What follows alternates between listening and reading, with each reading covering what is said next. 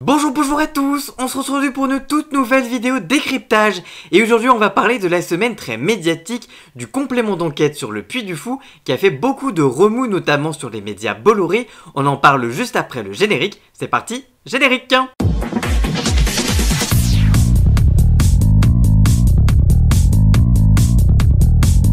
Cette histoire médiatique démarre le jeudi 7 septembre dernier, complément d'enquête fait alors sa rentrée sur France 2 avec un numéro choc sur le Puy du Fou, pointant notamment sur les méthodes plutôt critiquables au sein du parc d'attractions créé par Philippe Devilliers. Si ce dernier a refusé de parler aux caméras de Tristan Ouellec, le présentateur de complément d'enquête, son fils Nicolas Devilliers, patron actuel du Puy du Fou, a lui répondu longuement aux questions du journaliste devant 827 000 téléspectateurs pour 11,7% du public.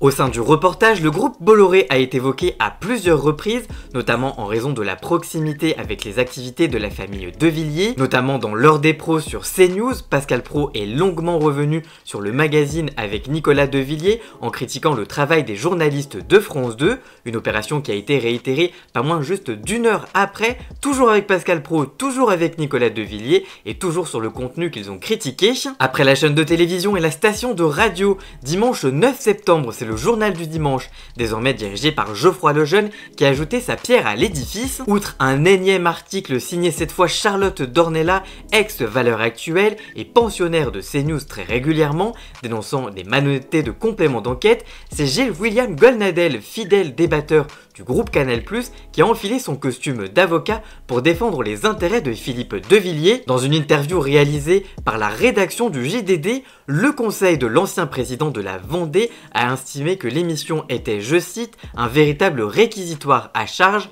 empilant les contre-vérités. Ses responsables ont laissé dire par une personne prévenue contre lui et sans aucunement mettre en doute ses accusations que mon client aurait touché la somme de 15 millions d'euros en contrepartie des scénarios qu'il a écrits pour le Puy du Fou.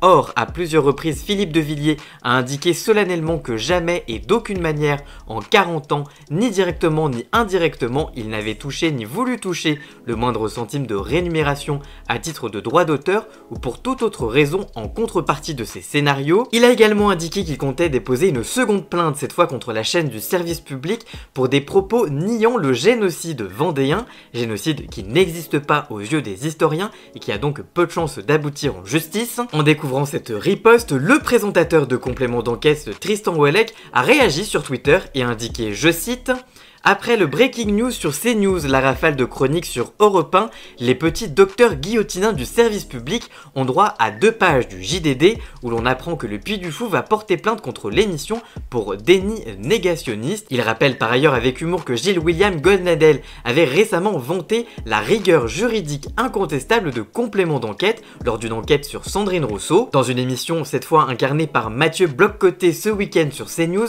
Tristan Ouellec a été qualifié de petit lombric sur son fauteuil rouge de Roitelet et poursuit son tweet et précise, je cite: à défaut d'arguments de fond, il faut reconnaître aux soldats de CNews en croisade depuis 3 jours une certaine inventivité dans l'insulte. Concernant la plainte, le journaliste précise, je cite: autant les procédures en diffamation on connaît et on les gagne, mais alors une plainte pour contestation de crimes contre l'humanité et négationnisme concernant un génocide vendéen dont le consensus des historiens admet qu'il n'a pas existé, on a franchi un sacré palier. Sans surprise, ce lundi 11 septembre sur CNews, Pascal Praud a répliqué à la suite des nombreux tweets de Tristan Ouellec sur Twitter durant le week-end. Il indique, je cite: c'était un document très malhonnête, à charge et de mauvaise foi. J'ai vu ces tweets, si j'étais lui j'arrêterais de faire des tweets. Ces tweets ne sont pas vraiment bons, je ne sais pas son nom, ces tweets ne sont vraiment pas terribles, ils sont médiocres et pas malins du tout. Il a tout de même invité Tristan Ouellec et des journalistes à l'origine de l'enquête sur son plateau, mais il indique, je cite: mais ils ne viendront pas parce qu'ils savent qu'ils seront en difficulté. Enfin, dans un communiqué publié toujours ce lundi 11 septembre, la Société des journalistes de la rédaction nationale de France Télévisions a condamné avec fermeté, je cite, les accusations de parti pris dont l'émission Complément d'enquête est accusée depuis la diffusion du numéro de rentrée du magazine intitulé Histoire, argent, pouvoir, les secrets du Puy du Fou. La SDJ a ainsi relevé une série de propos diffamatoires et injurieux visant l'émission portée par Tristan Ouellec Ouellec lors de la série d'émissions Sauvetage organisée par le groupe Bolloré. Celle-ci énumère par exemple, je cite, Petit docteur guillotinin dixit Pascal Praud sur Europe 1, Petit lombric dans son fauteuil rouge de Roitelet, dixit Arthur de Waternian sur CNews, menteur dixit Geoffroy Lejeune, nouveau directeur de la rédaction du JDD, manipulateur et j'en passe. La SDJ s'indigne de ces attaques et atteintes graves à la liberté d'enquêter et d'informer, formulées par des chroniqueurs de médias du groupe Bolloré, CNews, Europe 1 et le JDD, qui le relaient avec complaisance. Elle a par ailleurs qualifié d'infamante la plainte pour négationnisme déposée à l'encontre des journalistes de l'émission par Philippe Devilliers.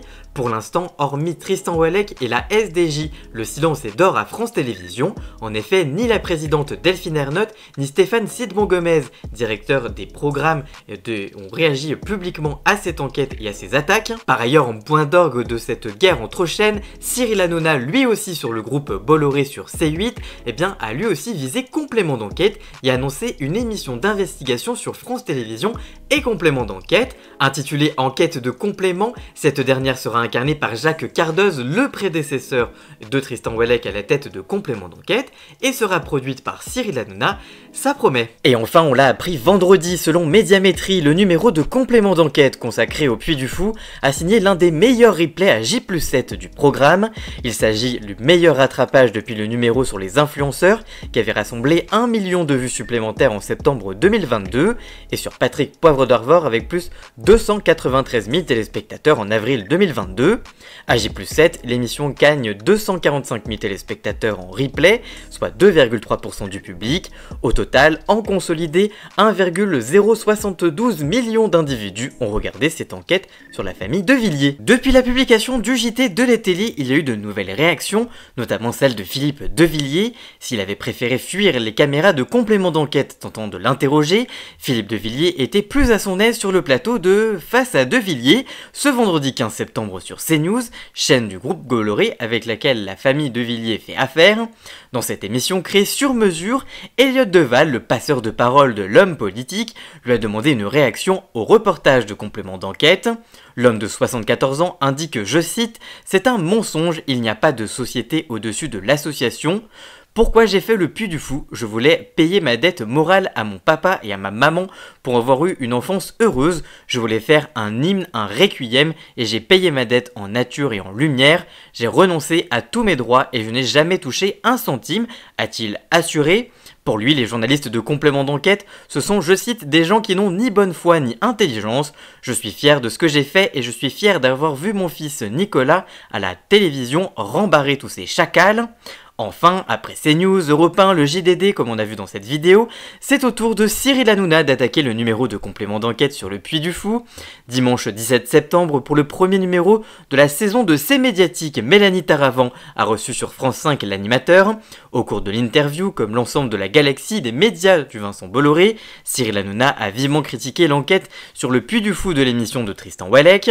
Le présentateur de TPMP a assuré, je cite, qu'il y avait énormément de choses à dire. Ils viennent de se faire retoquer partout pour leur reportage sur le Puy du Fou. Ils n'ont vérifié aucune info. Je ne sais pas ce que va faire Philippe Devilliers. Je ne sais pas s'il va les attaquer ou pas. Mais sur le Puy du Fou, il y a quelques inepties. Moi, j'ai enquêté sur le Puy du Fou derrière. Je pense qu'il faut qu'ils fassent attention. Sur le Puy du Fou, je pense qu'ils ont commis de graves erreurs qui vont leur coûter cher. Peut-être qu'on fera un enquête de complément sur le complément d'enquête du Puy du Fou. Des déclarations qu'il n'a corroborées par aucune preuve. Voilà, j'espère que cette vidéo vous aura plu et informé. Si c'est le cas, n'hésitez pas à la liker, la commenter, la partager sur les réseaux sociaux, à me rejoindre sur mes réseaux sociaux à moi. Tous les liens sont dans la description. Surtout, n'oubliez pas de vous abonner pour encore plus d'actu média. Nous, en tout cas, on se retrouve très vite pour une toute nouvelle vidéo. Merci à Jason pour la musique de fond. Ces liens sont dans la description. À très bientôt. Ciao, ciao!